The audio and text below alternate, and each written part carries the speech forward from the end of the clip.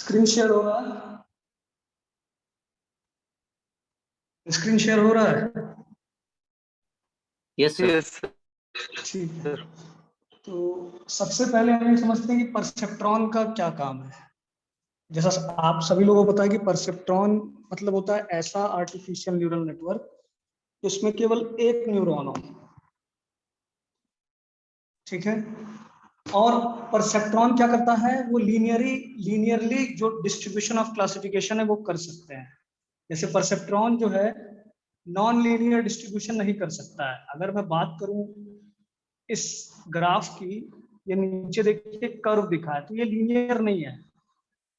ये जब इस तरह का डिस्ट्रीब्यूशन होगा, नॉन लीनियर डिस्ट्रीब्यूशन होगा, तो क्या होता है कि आपको जरूरत पड़ती है मल्टी लेवल आर्टिफिशियल नेटवर्क की, जिसमें कई ढेर सारे आपके लेयर्स रहेंगे, न्यूरॉन्स रहेंगे। तो उसका लीनियर डिस्ट्रीब्यूशन करना जो है वो पॉसिबल नहीं रहता है। अब परसेप्ट्रॉन लीनियरली कर सकता है। जैसे अगर मैं एक डायग्राम दिखाऊं आपको, ये बहुत क्लियर नहीं दिख रहा है, तो ये जो एक्स और वाई एक्सिस यहाँ दिख रही है स्ट्रेट लाइन में, तो ये जो वाई एक्सिस एक लाइन हल्का सा दिख रहा है, ये लीनियर लाइन है। ठीक है, y equals to mx plus C. इसके ऊपर जो है अलग क्लासिफिकेशन होगा, इसके नीचे अलग क्लासिफिकेशन होगा। तो ये परसेप्ट्रॉन के थ्रू यहाँ डिस्ट्रीब्यूशन किया जा सकता है अगर लीनियर डिस्ट्रीब्यूशन हो रहा है। लेकिन नॉन लीनियर है, यानी कि हम कई ढेर सारे आर्टिफिशियल न्यूरल नेटवर्क का यूज मतलब कई ढेर सारे न्यूरॉन्स का और लेयर्स का यूज कर रहे हैं, तो वो नॉन लीनियर होता है। जैसे ये वाला जो कर्व है, ये नॉन लीनियर डिस्ट्रीब्यूशन कर रहा है। ठीक है, तो वहां तो आसानी रहती है, लीनियर डिस्ट्रीब्यूशन करने में तो आसानी रहती है, परसेप्ट्रॉन इजीली दो क्लासिफिकेशन कर सकता है। ठीक है, लेकिन अगर नॉन लीनियर होगा तो परसेप्ट्रॉन के थ्रू नहीं हो सकता, उसके लिए हमें मल्टी लेयर यूज करना पड़ता है। दूसरी चीज कि ग्रेडियंट डिसेंट होता क्या है, ग्रेडियंट डिसेंट का मतलब क्या है, यहाँ समझना सबसे जरूरी ये है। तो बहुत ध्यान से देखिएगा, इजी वे में समझाऊंगा। कल थोड़ा सा बताने में थोड़ा कॉम्प्लेक्स हो गया था, उस वजह से शायद समझ में ना आया हो। देखिए होता क्या है कि हमारा जो आर्टिफिशियल न्यूरल नेटवर्क होता है उसमें तीन लेयर होती है, इनपुट लेयर, हिडन लेयर और आउटपुट लेयर। तो जो इनपुट्स होता है, इनपुट लेयर में जो हम इनपुट देते हैं, जैसे अगर ये आप देखेंगे यहाँ एक डायग्राम बना हुआ है, तो इसमें तीन लेयर है। ये आपका इनपुट लेयर है, बीच वाला हिडन लेयर है, लास्ट वाला आपका आउटपुट लेयर है। तो ये जो इनपुट लेयर है, यहीं पे हम x1, x2, x3, x4 इस तरीके से हम क्या देते हैं, इनपुट देते हैं। और उस इनपुट के साथ कुछ वेट एसोसिएटेड होता है। आगे जाकर के जो हिडन लेयर होता है जिसमें एक्टिवेशन फंक्शन होता है, उसमें आपके सारे इनपुट का विथ वेट समेशन होता है। देन उसको एक्टिवेशन फंक्शन से पास किया जाता है और उसके बाद सीधे आपको आउटपुट मिलता है। लेकिन जो आपको आउटपुट मिलता है वो हम कह सकते हैं प्रिडिक्टेड आउटपुट है, और आपको टारगेट आउटपुट दिया रहता है कि टारगेट आउटपुट क्या होना चाहिए। तो हम क्या करते हैं कि target output minus predicted output, जो भी वैल्यू आती है वो हम कहते हैं एरर है या कॉस्ट है, या जे से भी डिनोट करते हैं उसको। तो उस एरर को कम करने के लिए हम बैक प्रोपोगेशन करते हैं, और बैक प्रोपोगेशन में हम क्या करते हैं, वेट को चेंज करते हैं जो इनपुट के साथ वेट दिया रहता है। ठीक है, और वेट को चेंज कैसे करना है, या तो वेट को आप बढ़ाएंगे एरर कम करने के लिए, या तो वेट को आप घटाएंगे, यानी जो न्यू वेट आएगा वो old weight minus some weight होगा, या फिर old weight minus plus some weight होगा। तो ग्रेडियंट डिसेंट यही चीज बताता है कि आपको जो वेट एडजस्ट करना है, यानी जो नया वेट निकालना है इनपुट के हिसाब से, इनपुट के साथ जो आपको नए वेट को एसोसिएट करना है, वो प्लस उसमें ऐड करना है या माइनस करना है, जिसकी वजह से जो आपका दोबारा प्रिडिक्टेड आउटपुट आए उसमें कम एरर रहे। ये बात आई समझ में जो बताया हूं? इतनी बात आई समझ में?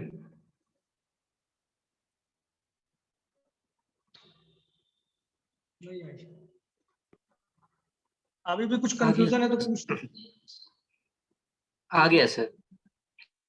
चेंज करते हैं। ठीक है, अब देखिए ग्रेडियंट डिसेंट वर्क कैसे करता है।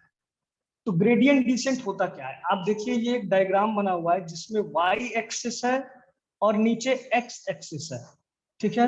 वाई एक्सिस को हमने जेडब्ल्यू कहा हुआ है। जेडब्ल्यू मतलब है एरर, जैसे जितना ऊपर लाइन होगी उतना ज्यादा एरर होगा वाई एक्सिस में।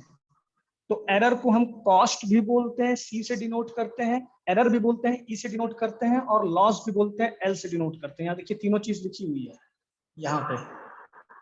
तो ये आपका वाई एक्सिस में दिया है, एक्स एक्सिस में आपका वेट दिया हुआ है, ठीक है।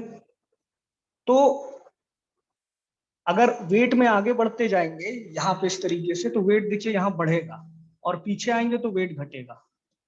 दूसरी चीज ग्रेडियंट डिसेंट होता क्या है? ग्रेडियंट मतलब होता है कि स्लोप, ग्रेडियंट मीन्स होता है स्लोप, और डिसेंट मतलब कि धीरे धीरे, यानी कि आप स्लोप को धीरे धीरे घटाएंगे या स्लोप को धीरे धीरे बढ़ाएंगे अपने रिक्वायरमेंट के हिसाब से। तो अगर स्लोप को आप धीरे धीरे घटा रहे हैं तो हो सकता है कि वेट जो है आपका वो प्लस में जाए या माइनस में जाए। अब इस डायग्राम को अगर आप ध्यान से देखेंगे तो यहाँ पे अगर मैं कहूं कि मैंने इनिशियली जो भी इनपुट के साथ वेट दिया था उसके हिसाब से मैंने प्रेडिक्टेड आउटपुट निकाला, और उस आउटपुट का जो एरर था वो इस डायग्राम में कहीं यहाँ पे आ रहा था। ये जो मैं लाइन दिखा रहा हूं दिख रहा है, इस लाइन पे अगर आप देखेंगे तो एरर करीब 100 दिखा रहा है, ये 100 लिखा हुआ है, और इसी के नीचे जस्ट आ जाएंगे तो ये इतना वेट है इसका, यहाँ कुछ वेट होगा, ठीक है। यानी ये आपका ओल्ड वेट है यहाँ पे, जहाँ पे एरर बहुत ज्यादा आ रही है। अब आप क्या करेंगे, वेट को जब धीरे धीरे, देखिए ग्रेडियंट डिसेंट कहा गया, यानी धीरे धीरे, बहुत तेजी से नहीं बढ़ाना है। वेट को जब आप धीरे धीरे बढ़ाएंगे तो देखेंगे धीरे धीरे यहाँ पे जो एरर है वो कम होते जा रहा है। जैसे आप नीचे आते जा रहे हैं तो एरर कम करने के लिए हमें dy बाई dx यानी स्लोप को कम करना पड़ रहा है, यानी कि ग्रेडियंट की वैल्यू को कम करना पड़ रहा है। यहाँ पे स्लोप देखिए धीरे धीरे कम हो रहा है, dy बाई dx के हिसाब से यहाँ पे कम होते जा रहा है। और एक टाइम ये आएगा जहां पे एक स्ट्रेट लाइन टाइप की नीचे स्लोप आपको दिखाई देगी, जहां स्लोप की वैल्यू 0 होनी चाहिए, यानी कि dy बाई dx की वैल्यू यहाँ पे 0 होनी चाहिए। तो यहाँ पे आपको मिनिमम एरर मिल जाएगा। अगर आपने इनिशियल वेट के हिसाब से आउटपुट, प्रिडिक्टेड आउटपुट निकाला है, और वो प्रिडिक्टेड आउटपुट यहाँ पे ना आकर के कहीं यहाँ पे आएगी, इस वाली जगह पे आएगी, ये दिख रहा है। तो यहां से जब एरर कम करना होगा तो देखिए यहाँ वेट हमको घटाना पड़ेगा, यानी वेट के पीछे की साइड जा रहा है। तो वेट यहाँ घट रहा है, घटते घटते घटते घटते अगर यहाँ बिल्कुल नीचे पे आ गया तो यहाँ पे भी स्लोप 0 हो गया है, यानी कि यहाँ भी dy बाई dx 0 हो गया है। यानी कि जो आपका आउटपुट है अगर इस रीजन में आता है, इधर आता है, तो एरर कम करने के लिए आपको वेट बढ़ाना पड़ेगा, और कहीं इस रीजन में आता है तो एरर कम करने के लिए वेट आपको घटाना पड़ेगा, ठीक है। इतनी बात आ गई समझ में? इतनी बात आई समझ में? Yes sir. ठीक है। दूसरी चीज, सपोज कर लो कि हम डिसेंट नहीं, बहुत तेजी से हम वेट बढ़ाएं और घटाएं। ये देखिए यहाँ से वेट हम बहुत तेजी से क्या कर रहे हैं, सॉरी बहुत धीरे धीरे यहाँ पे वेट बढ़ा रहे हैं। अगर हम डिसेंट काम नहीं करेंगे, यानी ग्रेडियंट डिसेंट के हिसाब से बहुत तेजी से वेट बढ़ाएंगे, तो हो सकता है कि ये नीचे आने के बजाय जंप करके इधर कहीं आ जाए।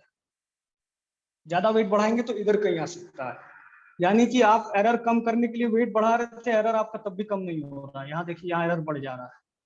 तो हमें डिसेंटली धीरे धीरे वेट कम करना है, बहुत तेजी से कम नहीं करना है, बहुत तेजी से कम या ज्यादा, बहुत तेजी से ज्यादा नहीं करना या कम नहीं करना। बहुत तेजी से अगर ज्यादा करेंगे तो हो सकता है जंप करके इधर कहीं आ जाए। तो हमें डिसेंटली धीरे धीरे घटाना है। तो ये ग्रेडियंट डिसेंट इसी कहते हैं। ग्रेडियंट मतलब होता है स्लो, ठीक है। अब प्रॉब्लम ये फंस रही है कि हमें कैसे पता चलेगा कि वेट हमें घटाना है या बढ़ाना है, ठीक है। ये पता करने के लिए हमें स्लोप की वैल्यू देख के चलना पड़ेगा, ठीक है। अब देखिए यहाँ पे एक फॉर्मूला लिखा हुआ है, ये देखिए, new equals to old minus eta of gradient, ठीक है। तो न्यू मतलब नया वेट, जो आपको नया वेट फाइंड आउट करना है। ओल्ड मतलब जो पुराना वेट था, एटा जो है वो लर्निंग पैरामीटर है, लर्निंग रेट है, आपको दिया रहेगा, इसकी वैल्यू बहुत कम होती है, पॉइंट्स में होती है, कभी भी इसकी वैल्यू ज्यादा नहीं रखी जाती है। और ग्रेडियंट मतलब है dy बाई dx, ठीक है। तो dy बाई dx का क्या वैल्यू होना चाहिए, उसके हिसाब से काम होता है। अब देखिए यहां पे आप dy बाई dx निकालेंगे और यहाँ पे भी आप dy बाई dx निकालेंगे, ठीक है, जब इधर कहीं आता है। ये जो लेफ्ट रीजन है, ये जो यहाँ से लेफ्ट रीजन है, इसको हम कहते हैं नेगेटिव ग्रेडियंट। ये जो लेफ्ट वाला रीजन है इसको कहते हैं नेगेटिव ग्रेडियंट, और जो राइट वाला रीजन है उसको कहते हैं पॉजिटिव ग्रेडियंट। नेगेटिव ग्रेडियंट तब कहते हैं जब थीटा, थीटा मीन्स है dy बाई dx, मैं थीटा कहूं, स्लोप कहूं, dy बाई dx कहूं, इन सब का मतलब एक ही है, ठीक है। तो यहाँ देखिए डेल्टा f, यानी कि जो आपके ग्रेडियंट की वैल्यू है वो लेस देन थीटा आ रही है, ठीक है,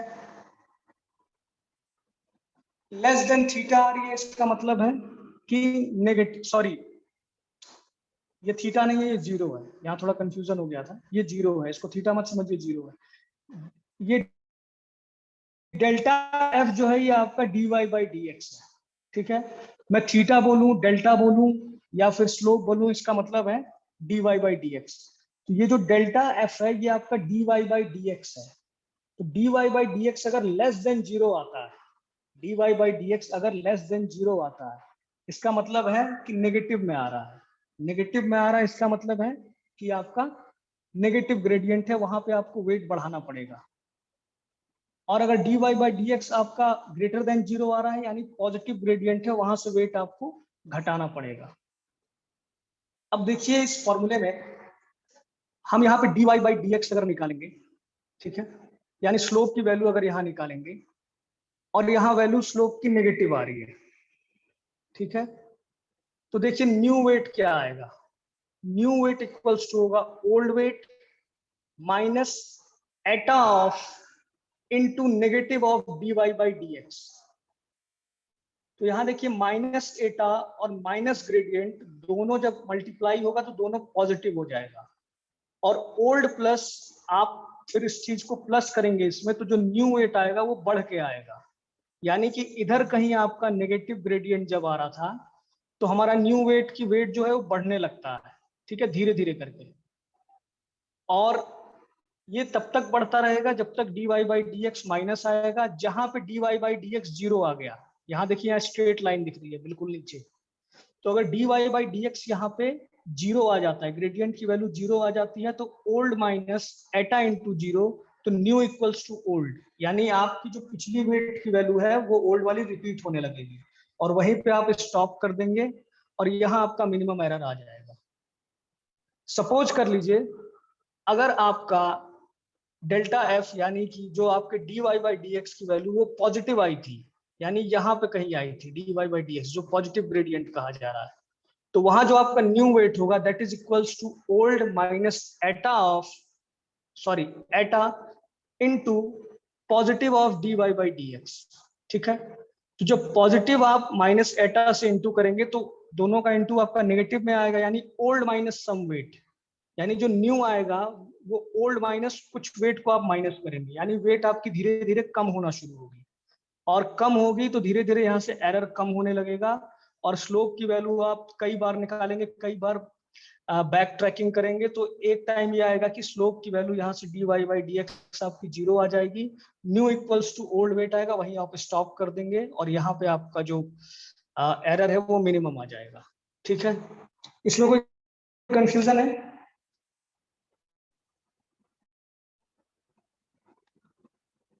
कोई कंफ्यूजन है इसमें? सर ये वेट मिनिमम कब होगा कैलकुलेट करने के लिए? सर ये जब भी बताया था पहले एक बार आप रिपीट कर दीजिए। सर एक पर्टिकुलर वेट का एक पर्टिकुलर वैल्यू लेकर के बताइए कि सर कि देखिए यहाँ पे जो एरर है वो कम हो रहा है, थोड़ा ऐसे।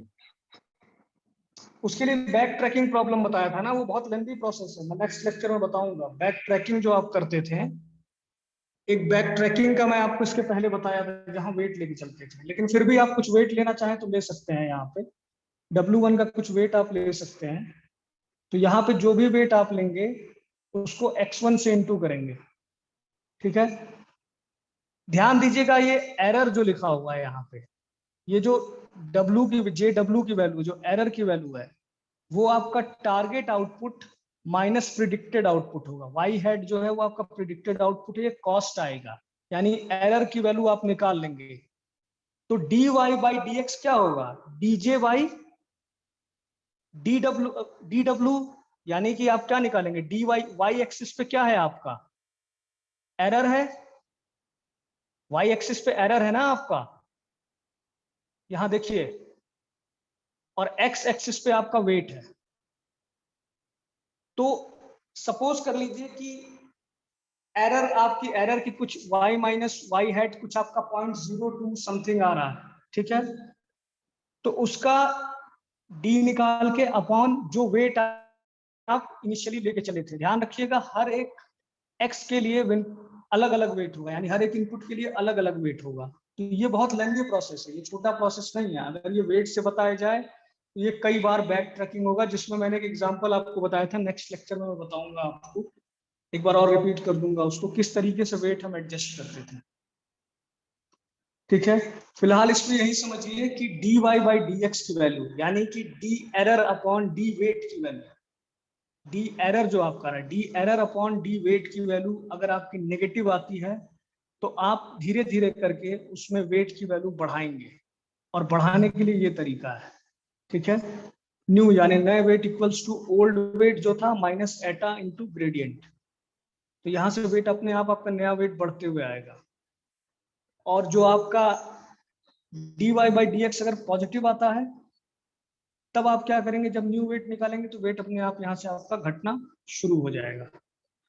इसका जो क्वेश्चन आपका पूछा जाएगा ग्रेडियंट डिसेंट क्या है, तो आप वहां पे क्लियर डायग्राम बना करके, जिस तरीके से मैं यहाँ बनाया हुआ हूँ, यहाँ आप एरर बताएंगे क्या होता है, इस डायग्राम को इस तरीके से दिखाएंगे, और जो भी चीजें मैं बताया उसको एक्सप्लेन करेंगे।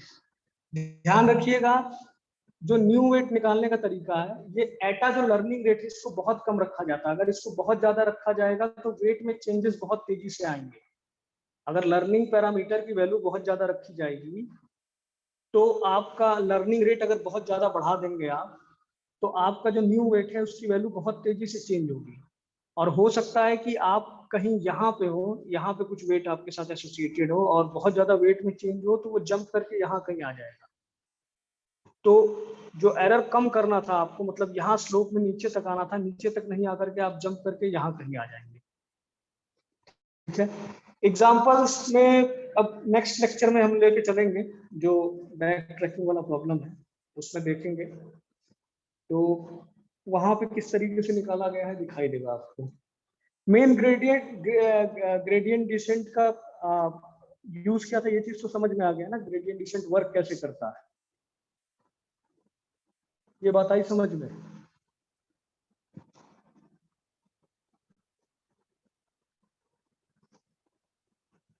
हाँ सर। ठीक है, ग्रेडियंट डिसेंट में आपको कहीं कुछ एग्जांपल नहीं मिलेगा। अब देखिए ये एक दूसरी चीज की, ग्रेडियंट डिसेंट का use machine learning deep learning दोनों में ही किया जाता है, ठीक है। और मतलब मशीन लर्निंग के एल्गोरिथम्स में भी यूज किया जाता है और डीप लर्निंग के एल्गोरिथम्स में भी यूज किया जाता है। मशीन लर्निंग के एल्गोरिथम में आप यूज कर रहे हैं तो देखिए y = mx + c लिखा हुआ है, इस तरीके से आपका m और c की वैल्यू यहाँ पे चेंज करना, m मतलब स्लोप है, यही dy बाई dx, तो ये dy बाई dx की वैल्यू चेंज की जाती है। और अगर आप डीप लर्निंग में आएंगे तो डीप लर्निंग में आपका वहां पे रेग्रेशन कोफिशिएंट होगा, सॉरी वेट हो सकता है, वेट रेग्रेशन कोफिशिएंट कर रहा हूं, वेट की वैल्यू चेंज करते हैं, जो वेट है उसकी वैल्यू आप डीप लर्निंग में चेंज करते हैं। और यहाँ जो y = लाइन की इक्वेशन m जो स्लोप दी हुई है, ये इसकी वैल्यू चेंज होती है मशीन लर्निंग में, यानी मशीन लर्निंग में स्लोप की वैल्यू चेंज करते हैं और डीप लर्निंग में वेट की वैल्यू चेंज होती है। दूसरी चीज कि मशीन लर्निंग में आप या तो क्लासिफिकेशन के लिए यूज करेंगे या तो रिग्रेशन के लिए। क्लासिफिकेशन के लिए यूज करेंगे तो क्लासिफिकेशन में सीधे जो भी आपकी लाइन बनेगी उसका इक्वेशन होगा, रेग्रेशन में आप चेक करेंगे तो रेग्रेशन में रेग्रेशन कोफिशिएंट्स की वैल्यू चेंज होती है। अगर रेग्रेशन आपको मैं पढ़ाया तो उसमें रेग्रेशन कोफिशिएंट्स आपको दिखाई देंगे। और दोनों ही चीज सुपरवाइज लर्निंग का पार्ट है, यानी क्लासिफिकेशन और रेग्रेशन, यानी ग्रेडियंट डिसेंट का यूज आप सुपरवाइज लर्निंग में करते हैं। ठीक है, ये अगर इक्वेशन देखेंगे, ये सपोज कर लो कि परसेप्ट्रॉन के केस में है ये, तो परसेप्ट्रॉन के केस में y जो है आपका y एक्सिस एरर मान लीजिए और x एक्सिस आप मान लीजिए कि आपका वेट है। ठीक है, तो इसमें y equals to M X plus C है, तो m जो है आपका स्लोप है और c जो है वो इंटरसेप्ट है, यानी यहां से कहीं से शुरू हुआ है c, ये इंटरसेप्ट यहां कहीं से शुरू हुआ, ये जो दिखाई दे रहा है।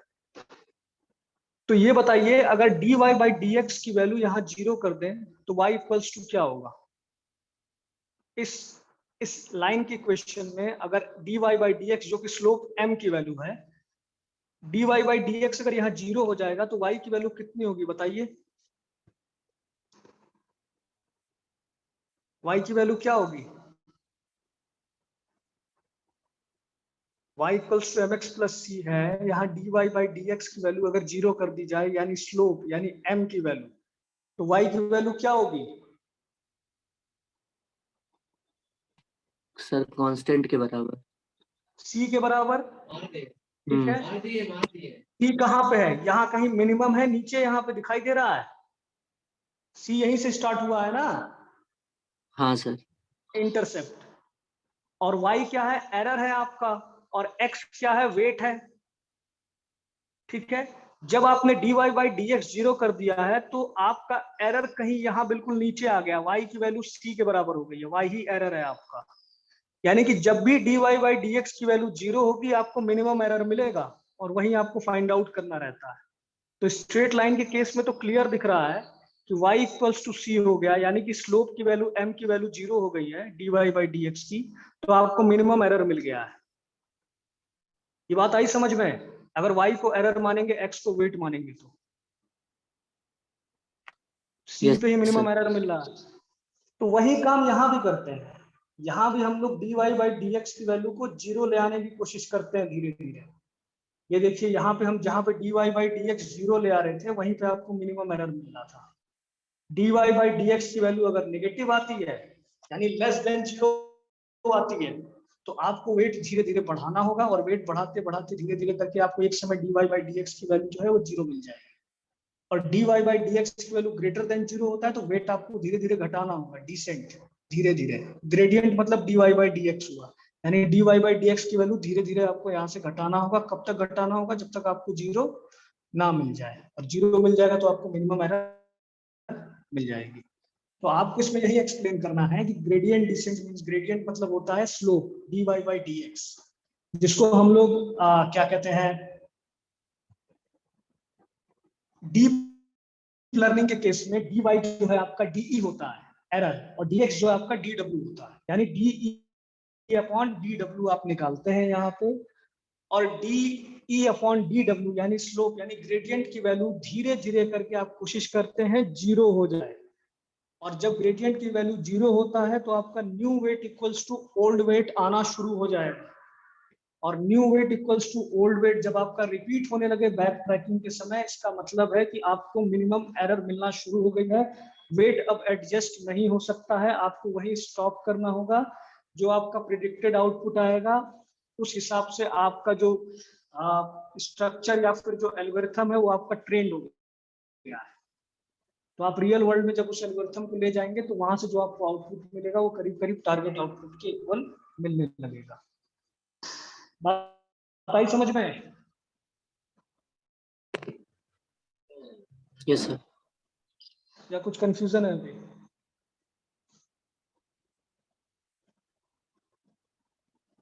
अगले लेक्चर में जो बैक ट्रैकिंग वाला प्रॉब्लम हम लोग देखेंगे, उसमें शायद इस चीज का यूज है, तो वहां पे एक्सप्लेन हो जाएगा। ठीक है, ओके सर। फिलहाल डेट तो मिल गई होगी सेशनल की, कब से सेशनल है? यस सर, 31 को। यस सर, 31 तारीख।